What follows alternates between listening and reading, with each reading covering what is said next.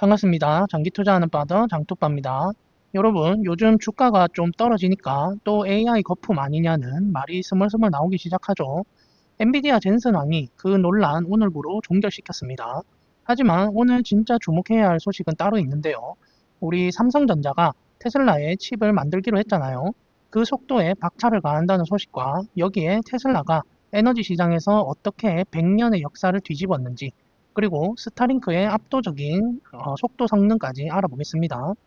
본격적인 시작에 앞서 구독과 좋아요, 알림 설정이 영상을 만들 수 있는 가장 큰 원동력입니다. 바로 시작해 볼게요.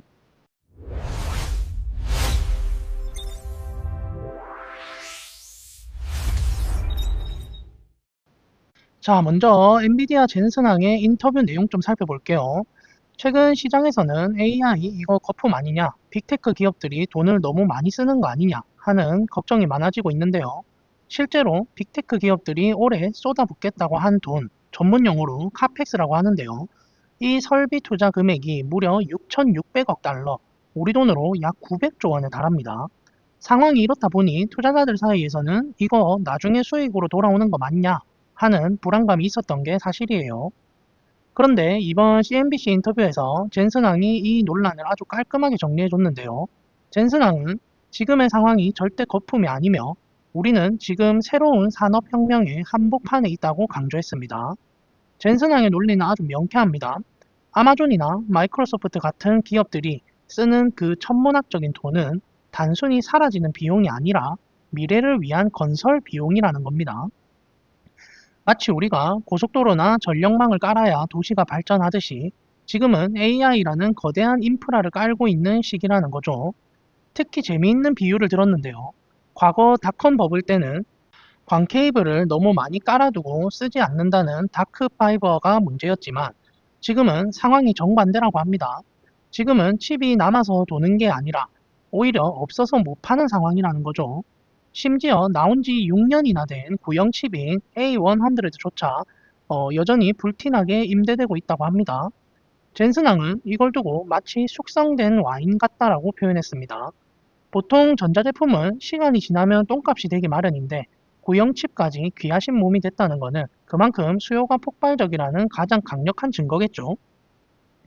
그리고 또 하나 중요한 포인트는 AI의 진화입니다. 지금까지의 AI가 우리가 마우스로 클릭해서 쓰는 도구였다면 이제는 AI가 스스로 데이터를 분석하고 일을 처리하는 에이전트, 즉 대리인으로 진화하고 있습니다. 이렇게 되면 AI가 생각하고 추론해야 할 양이 기하급수적으로 늘어나기 때문에 엔비디아의 칩은 앞으로도 계속해서 부족할 수밖에 없다는 게 젠슨왕의 설명입니다. 결론적으로 지금의 투자는 멈추지 않을 것이고 수익은 이미 증명되고 있다는 거예요.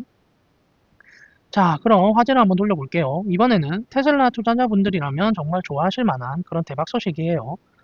에너지 저장 시장에서 역사적인 사건이 발생했는데요. 혹시 그 양수 발전이라고 들어보셨나요? 물을 댐 위에 가둬뒀다가 필요할 때 흘려보내서 전기를 만드는 방식이죠. 지난 100년 넘게 전 세계 에너지 저장의 왕좌를 지켜왔던 게 바로 이 양수 발전인데요. 근데 작년 드디어 배터리 에너지 저장 시스템, 줄여서 BESS가 이 양수 발전을 제치고 세계 1위 저장 수단으로 등극했습니다. 이건 정말 에너지 산업의 판도가 완전히 뒤집힌 역사적인 변곡점이에요. 이게 왜 중요하냐면요. 댐은 아무 때나 지을 수가 없잖아요. 산도 있어야 하고 물도 있어야 하고 또 짓는데 한 10년 정도는 걸릴 거예요. 하지만 배터리는 평지든 공장이든 뭐 어디든 설치할 수 있고 몇 달이면 뚝딱 만들 수 있습니다. 데이터상으로도 작년 대비 올해 설치량이 거의 3배나 폭증했는데요. 매년 시장이 2배씩 커지는 말 그대로 미친 성장 속도를 보여주고 있습니다. 여기서 우리가 주목해야 할 기업은 당연히 테슬라인데요. 테슬라는 전기차 회사이기도 하지만 또 사실 거대한 에너지 기업이기도 하죠. 지금 보시는 이 폭발적인 성장세의 중심에 테슬라의 대용량 배터리인 메가팩이 있습니다. 공개된 차트를 보면요. 2025년을 기점으로 그래프가 수직 상승하는 걸 볼 수 있는데요. 그리고 이 성장은 2034년까지 꾸준히 우상향할 것으로 예측이 됩니다. 특히 테슬라가 꽉 잡고 있는 미국과 호주 시장이 이 성장을 주도하고 있습니다. 테슬라는 이미 미국 캘리포니아와 중국 상하이에 메가팩 전용 공장을 지어놓고 물량을 쏟아내고 있고요. 남들이 이제 막 투자를 시작할 때 테슬라는 이미 공장을 다 지어놓고 돈을 쓸어 담을 준비를 마친 겁니다. 게다가 테슬라는 단순히 배터리만 파는 게 아닙니다. 오토비더라는 소프트웨어가 있습니다. 이게 뭐냐면 전기가 쌀 때 배터리에 저장해뒀다가 비쌀 때 파는 걸 AI가 알아서 해주는 겁니다. 즉 하드웨어 팔아서 돈 벌고 소프트웨어로 수수료 챙기는 그런 구조가 완성된 거죠. 정리해보면 엔비디아의 젠슨왕은 AI 인프라 투자는 이제 시작이다라고 외치고 있고요. 그 인프라를 돌리기 위한 전력을 저장하는 시장에서는 테슬라가 판을 장악하고 있습니다.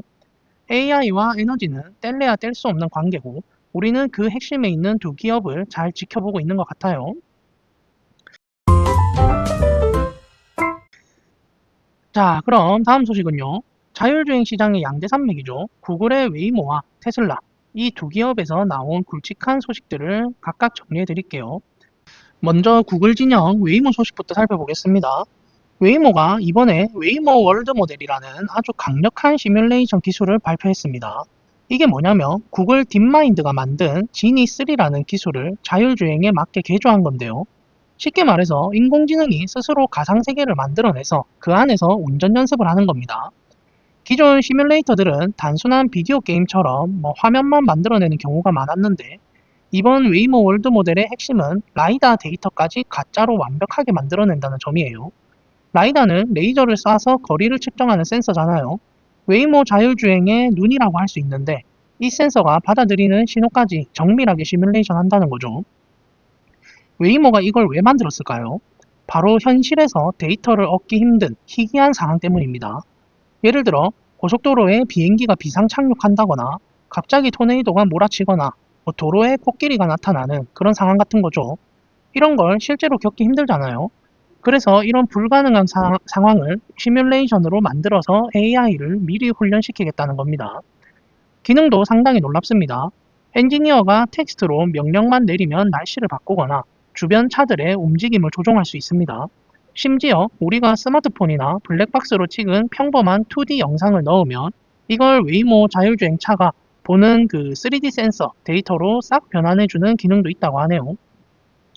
하지만 전문가들 사이에는 이 기술에 대해 치명적인 약점을 지적하는 목소리도 있습니다. 바로 현실과의 괴리 문제입니다. 아무리 시뮬레이션을 잘 만들어도 진짜 물리 법칙을 100% 똑같이 구현하는 건 불가능에 가깝다는 거죠. 특히 카메라 영상은 그럴듯하게 만들 수 있어도 라이다 센서는 빛의 입자인 광자가 물체에 튕겨나오는 물리적 반사율이나 양자역학적인 노이즈까지 계산을 해야 되는 건데 이걸 완벽하게 모방하는 건 진짜 어려운 일이라고 말을 하는 거고요. 만약 AI가 그럴듯해 보이지만 물리적으로는 틀린 가짜 데이터를 진짜인 줄 알고 학습을 한다면 정작 실제 도로에 나갔을 때 엉뚱한 판단을 내릴 위험이 있다는 겁니다. 결국 가짜 데이터를 만드는 과정 자체가 너무 복잡해져서 오히려 확장의 걸림돌이 될 수도 있다는 비판적인 시각도 존재합니다. 웨이모의 기술력이 대단하긴 하지만 여전히 진짜 도로에서의 경험을 100% 대체하기엔 물리적인 한계가 있다는 점, 투자자분들도 냉정하게 보셔야 할 것 같습니다. 자, 그럼 화제를 돌려서요. 이번엔 테슬라 중국 소식인데요. 테슬라가 드디어 중국 내에 AI 훈련 센터를 공식적으로 가동하기 시작했다는 소식이에요. 테슬라 중국 부사장인 타오린이 직접 밝힌 내용인데요. 이게 왜 중요한지 한번 볼게요. 중국은 데이터 보안 규제 문제가 엄청나게 까다롭습니다. 중국 도로에서 수집한 지도 데이터나 주행 영상을 미국으로 가져가는 걸 법적으로 금지하고 있습니다. 그래서 테슬라가 중국에서 FSD를 하려면 반드시 중국 땅 안에 데이터를 처리할 수 있는 시설이 있어야 했습니다. 이번에 훈련센터가 가동됐다는 것은 중국 내 데이터 규제 문제를 해결하고 본격적으로 FSD를 돌릴 준비를 마쳤다는 그런 뜻으로 볼 수 있겠어요.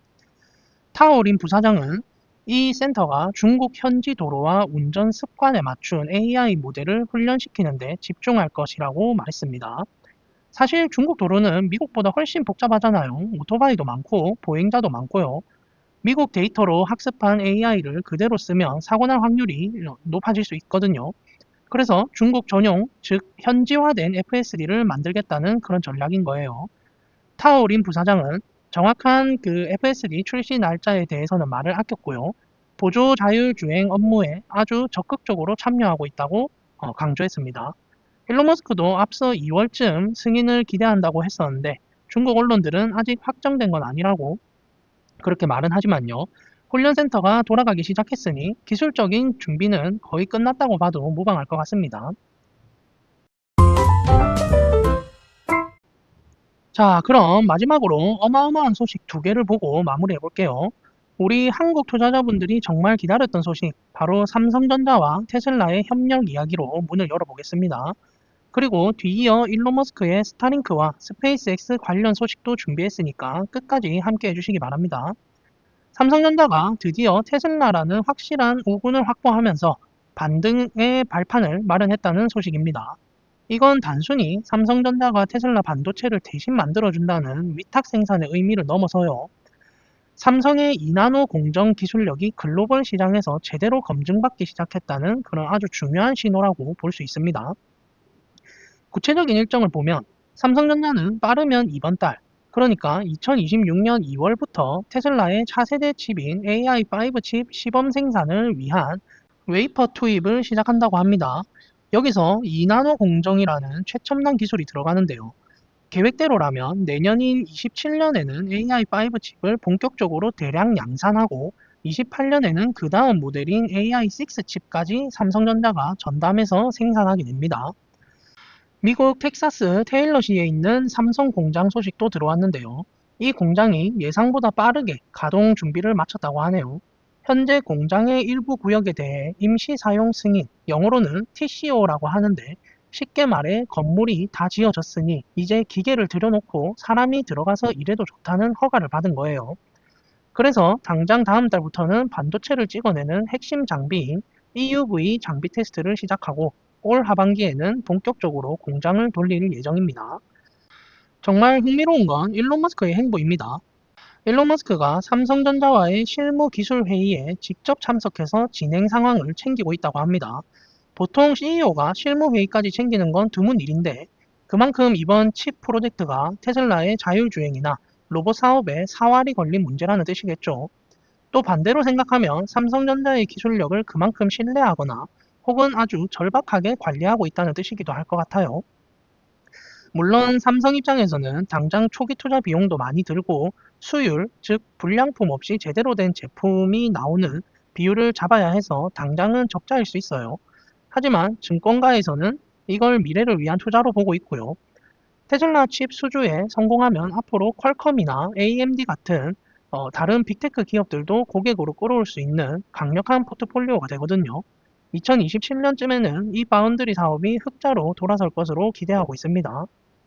자, 그럼 다음 소식은요. 이번에는 우주 인터넷 스타링크 이야기인데요.